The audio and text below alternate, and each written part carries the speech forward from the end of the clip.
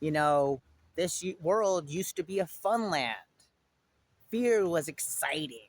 Oh no, you're gonna die. Oh no. Because we understood what this was. Meaning this is God's playground. But we've been kind of away from God for so long, we forgot what it actually looked like. We forgot that it was right under our nose. We climb our way back up to God,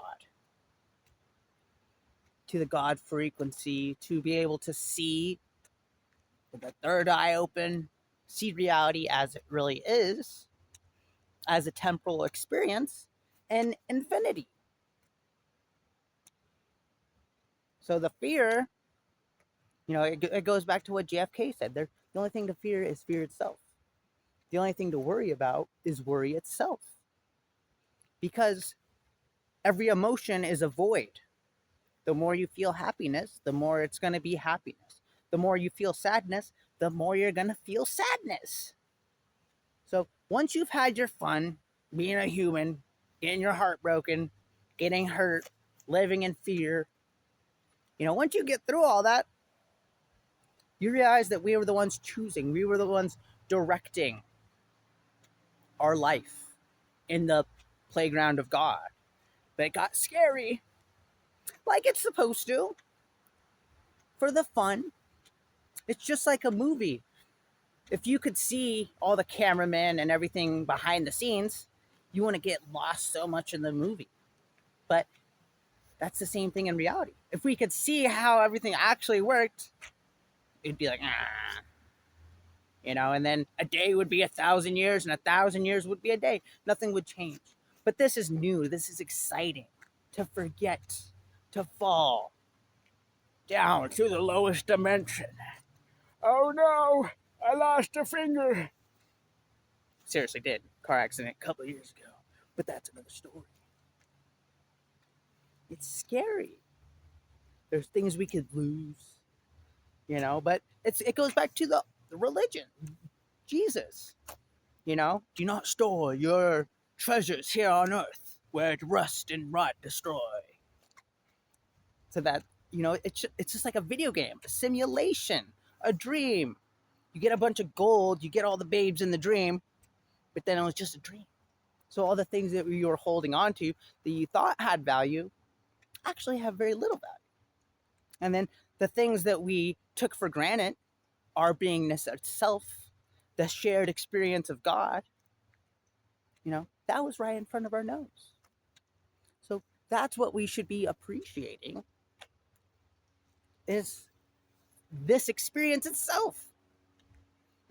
And holding on to things just brings suffering. So,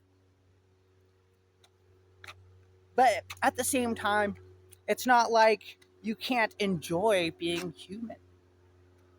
You can still live life however you want, following your heart. And that may lead you to be doing things that people may condemn, or people may have condemned in the past.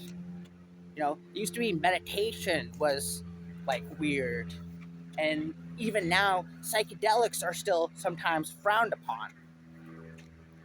There's But whatever your heart's calling is, maybe for you, maybe for your personality type, you're meant to smoke cigarettes. I don't know. God's not judging you though. If you know it's not meant for who you are, who I am, then it's actually an easy process letting it go. But it's going with the flow. It's not trying to control anything, control the experience. The more we control or try to, the less control we're going to have.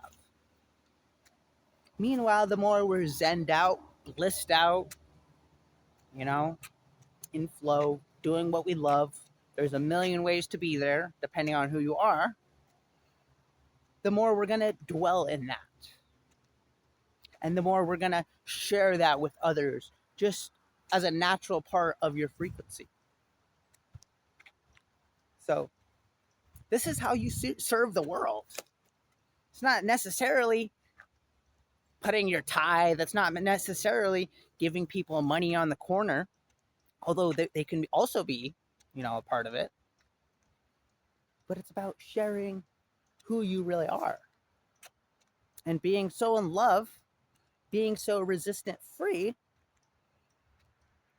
that you're just a shining, loving beacon of light.